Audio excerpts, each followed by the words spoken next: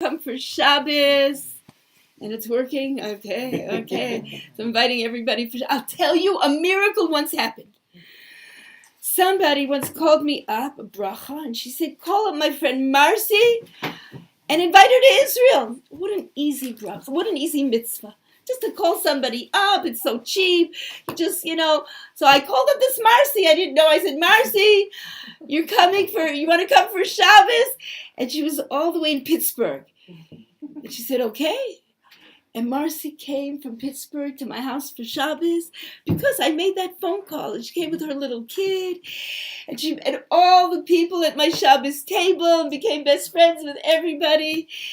And then she went home, packed up her bags, came on Aliyah, went on a kibbutz, did ulpan.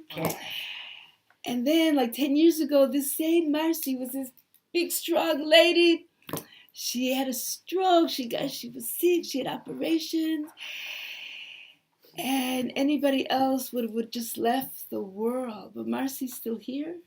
And she's in the French hospital. And she couldn't move. She couldn't move at all. I didn't even know that I was going to tell you about Marcy, but it just came down from heaven. She couldn't move, and she couldn't talk because she has a tracheotomy, and she couldn't eat because she has a feeding tube. And all these things happened, but she likes to write. And they figured out how she could have a computer and a little sticker on her forehead, and she could move her head and write stories. She's written like 3 different stories for the Kol Chevra about her life. She said that, the worst day in Eretz Yisrael is still the best. It's still the best day. You can't compare. In the rest of Mamish, to be in the Holy Land, we have no idea. And so I'll say her name too, Emunah Nitzchia Yehudit Bastema. God should make miracles. Everybody who, God forbid, is sick should find the right healer, So this David Rubin from Beit Shemesh does Feldenkrais, and someone put them together, and she's moving. She was paralyzed and couldn't move. Wow. And she's mamish moving. Wow. She can even feel her arms and hold on to the wheelchair and move the wheelchair. I take her out. We go shopping. We go to museums. We did 40 times at the Kotel. Because the buses, thank God, have ramps. And everybody helps. And we got her on and off the buses.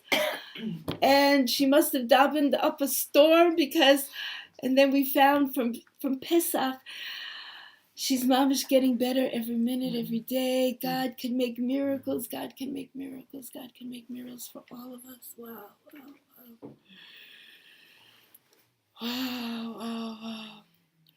So I'll just tell you also just a few more Torahs about children.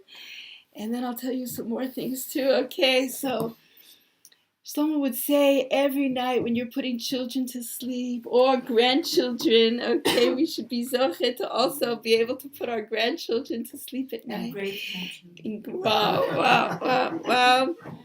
I thank my Aureli who got married and had a baby, Tohar Nachman, and she made me a Safta Rabba. Can you believe that? I'm a great grandmother. Don't tell anybody. Oh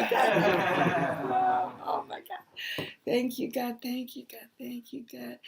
And my Abba, who's 94, Kanai Nahara, Chaim Eliyahu Ben Chana, he's a great grandfather. He should still come to Eretz Yisrael. And Mama, see all the children. We're all waiting for you. Daddy, if you get to see this YouTube, so know that we're all davening that you're going to come very soon. Rose should get better, and you both are coming. Bezrat Hashem. So when we put our kids to sleep at night, we tell them, wow, you're the best in the whole world, the best kid in the whole world. And I couldn't live without you. And God, HaKadosh Baruch Hu himself could not live without you, could not do it without you.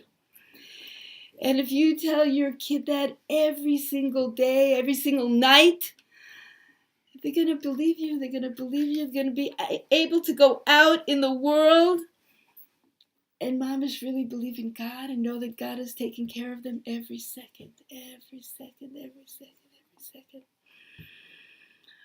Wow. So I bless us all. I bless us all. If you forget everything I said, if you just remember one thing, that's good. That's good enough. That's good enough. Just one little thing. I'll tell you, God was very good to me this year because I had the two highest moments of my life this year. So people who come to my class, I told you a million times, but I'll tell you again, that Lillian was my best friend. So Lillian has a best friend, Wendy, from China. And Wendy lives in Atlanta, but she's here now. And she brings thousands of Chinese coming to Eretz Israel that love Israel.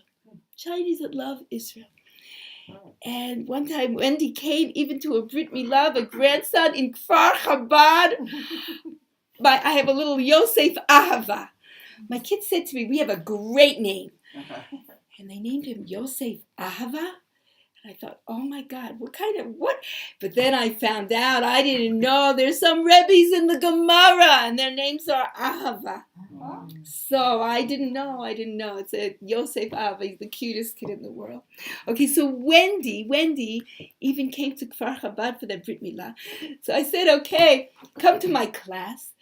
And she came to this room with two of her friends that are Chinese and didn't know any English. And she translated Reb Shlomo Torahs. She translated the Torahs into Chinese.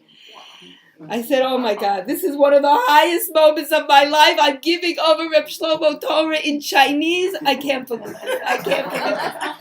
And then at the end, all the cute Chinese ladies, the three of them, they sang a Tehillim in Chinese. Wow. And somebody was here from Baltimore, and she started to cry.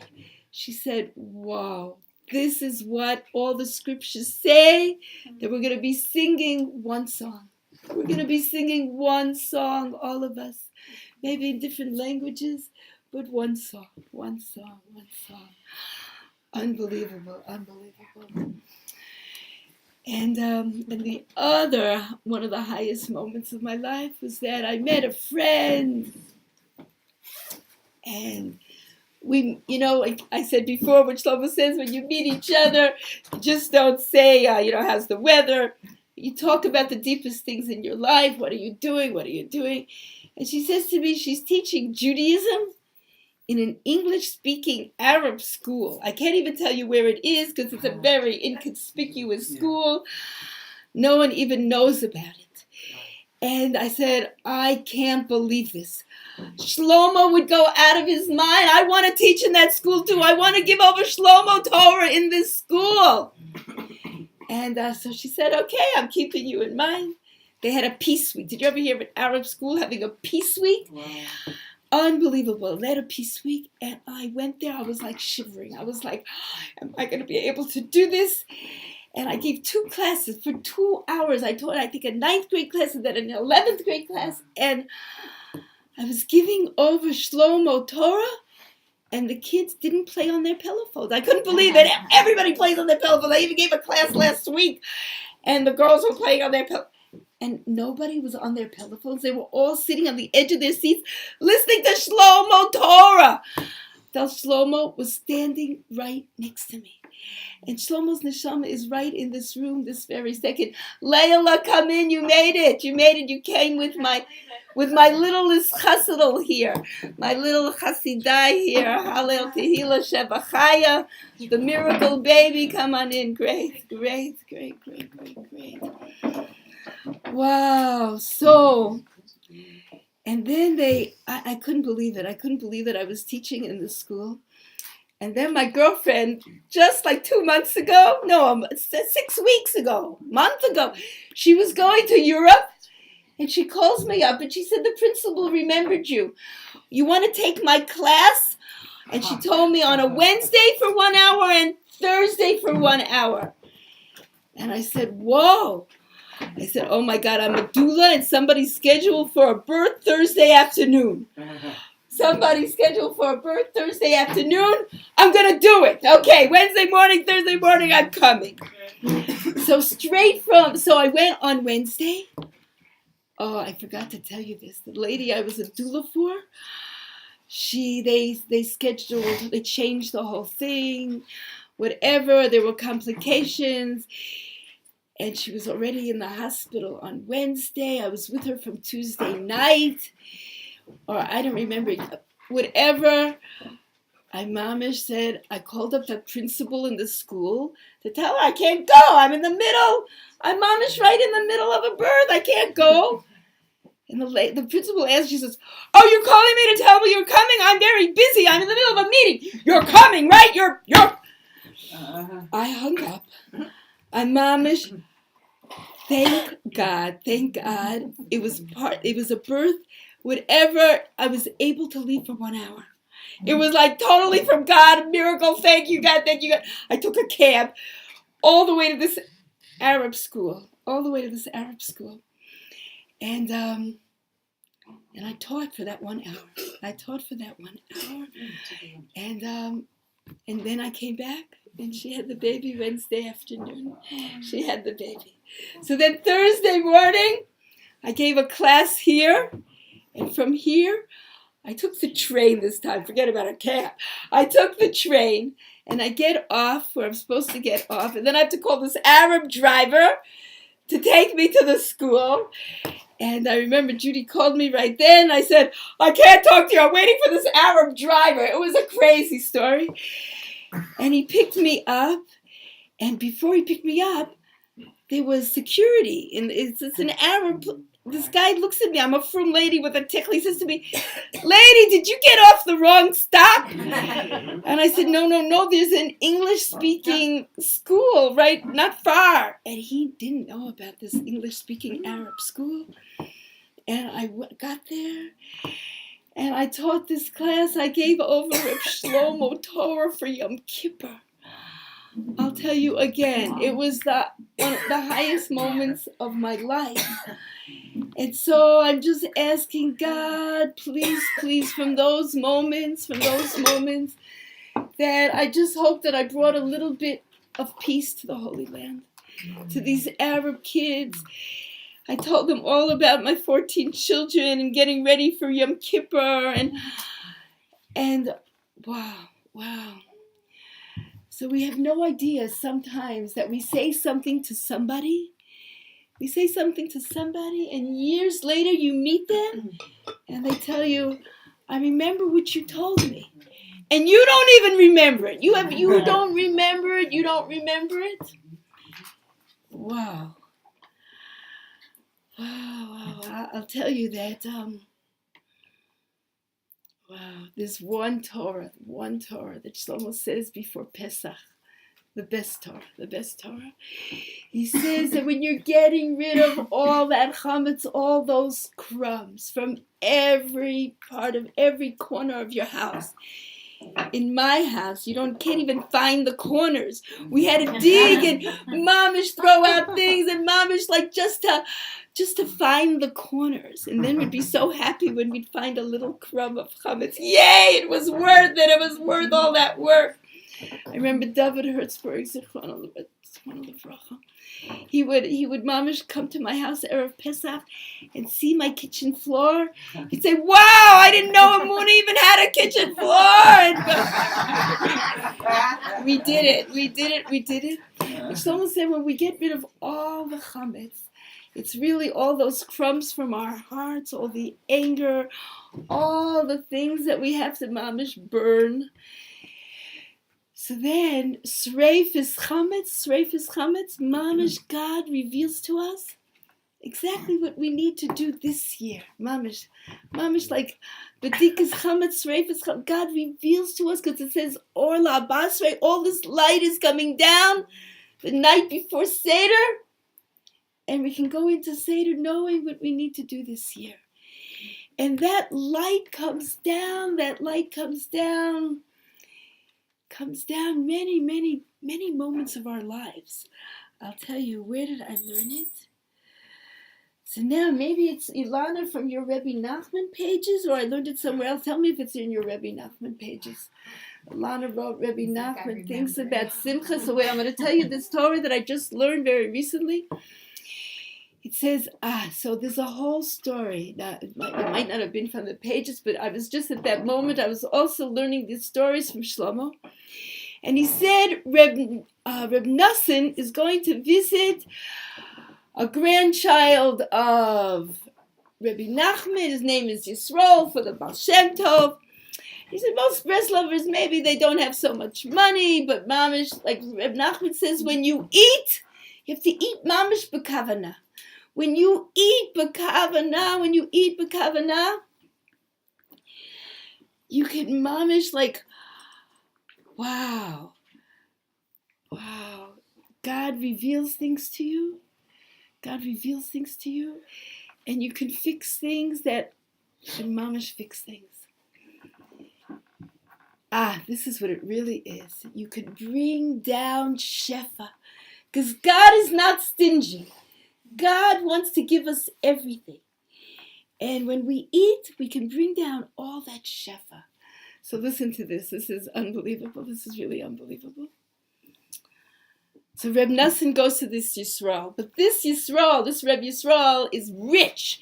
And he's got gold plates and gold forks, gold spoons, gold knives. And he thinks, this Reb Yisrael, he invited me to eat, but you think he knows the Torah of his grandfather?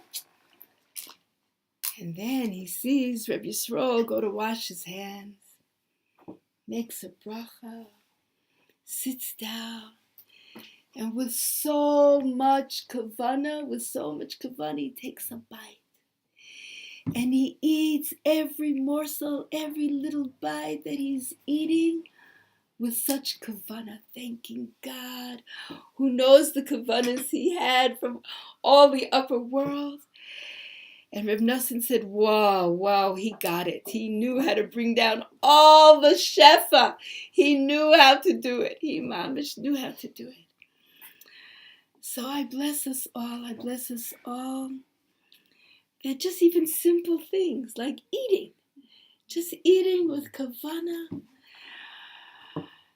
that we bring down shefa, everything that we need for us. Shlomo would say also that whatever you daven for yourself, find 10 other people that need the same thing and daven for them also. It should all come down. He would always say before Rosh Hashanah, he'd say like, you can't ask just to be inscribed in the book of life. You have to give God a whole list, a whole book of names, and this one, and this one, and this one, and this one. Because we're doing it all together. We're mamish doing it all together. I remember that we were Rosh Hashanah with Shlomo, and he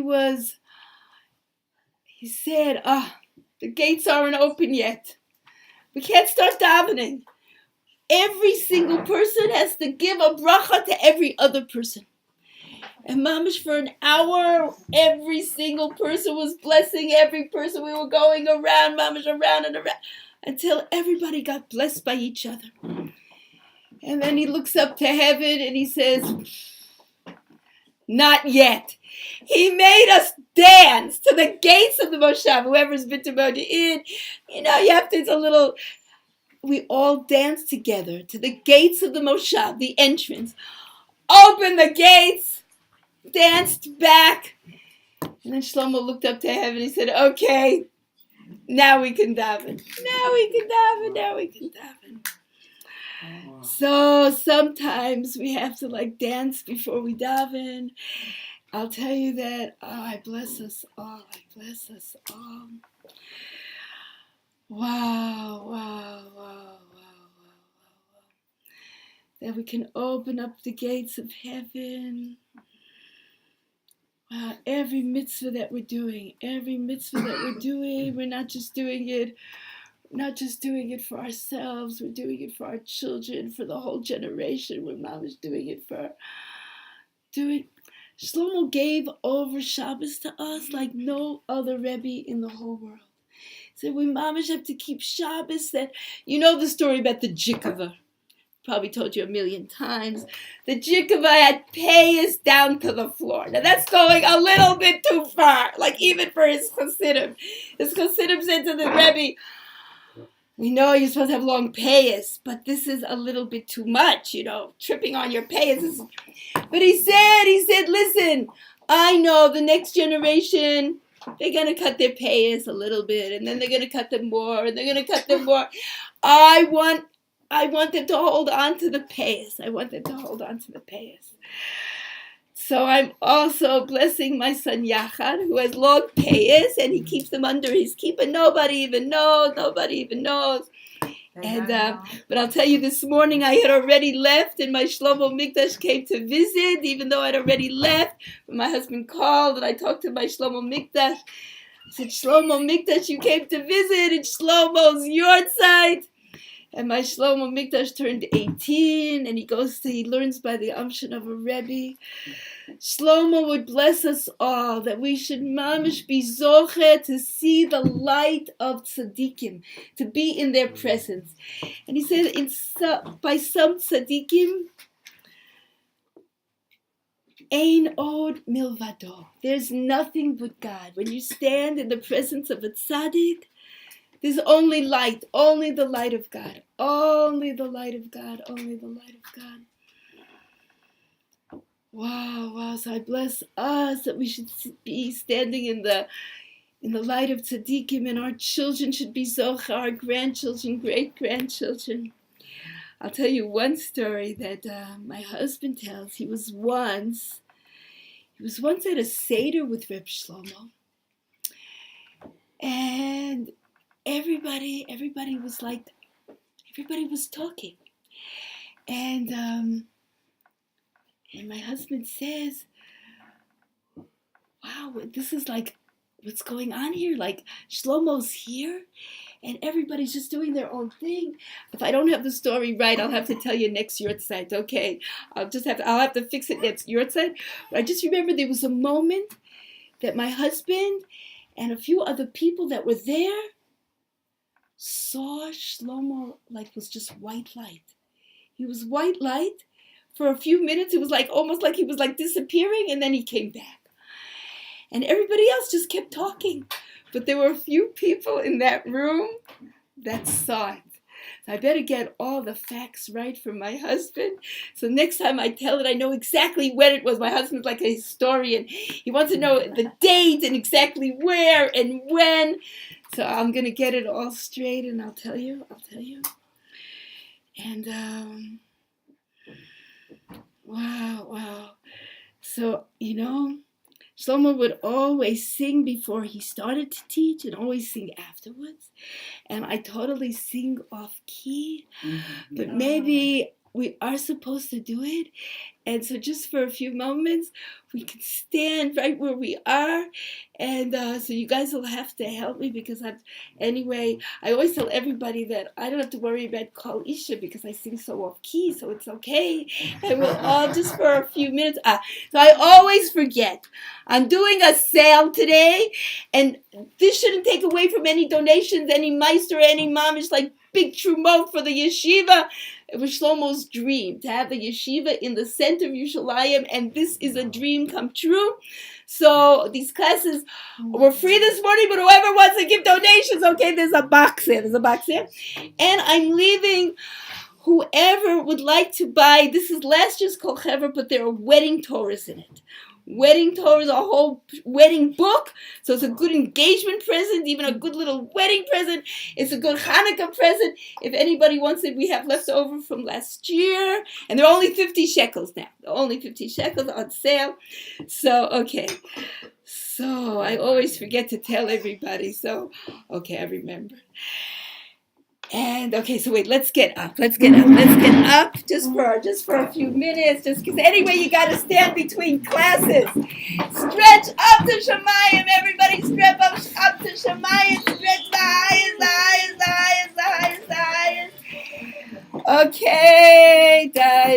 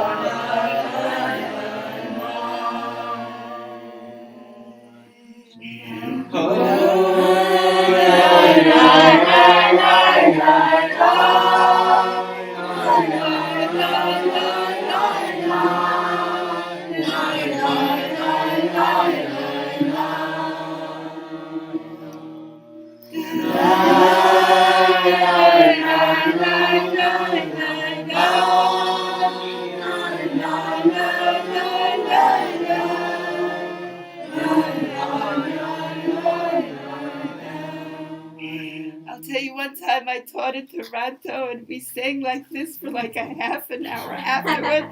We thought Mashiach was going to come for sure, but I don't want to take time from the next speaker. And wow, thank you so much. Shlomo was with us. Shlomo is with us. And we should all be blessed and bless each other and daven for each other. And it should be a very beautiful yahrzeit. Take us mamish the whole year. And if anybody wants a book before I leave, but if not, I'm going to leave them here. And okay, so I'm going to leave this bag with you just in case there's any books left. You bring it to me. You bring it to me. I'm going to be at the camera. So bring them to the camera if there's any. Anyone who's staying, Wow. anyone who's staying for the next class, please move in. And this side is for the men, and this side is for the women. We will try our best to accommodate everyone. Is it still going? I don't know, we'll see. Because it turned black again, but I wasn't going to do anything about it. The person that perfected your Rashi. Yeah, it seems to be so good.